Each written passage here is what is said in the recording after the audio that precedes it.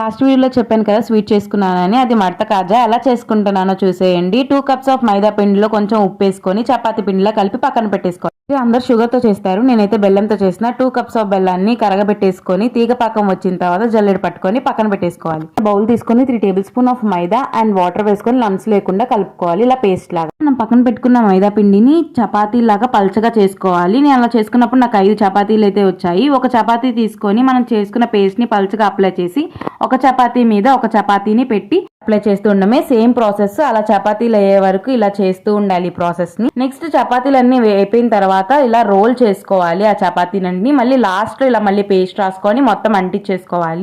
Cut చేసుకొని నేను చూపిస్తున్న విధంగా ఫింగర్ తో ఇలా ప్రెస్ చేసుకోవాలి. నెక్స్ట్ ఆయిల్ ని బాగా హీట్ చేసుకొని ఈ మడత కాజాలని దాంట్లో బ్రౌన్ కలర్ వచ్చే వరకు వేయించుకొని మనం పక్కన పెట్టుకున్న బెల్లం పాకంలో వేసుకొని 20 మినిట్స్ వెయిట్ చేస్తే మడత కాజా రెడీ అయిపోతుంది. నా స్వీట్ ఎలా అనిపించిందో కమెంట్ చేయండి. అంతే, వీడియో బాయ్.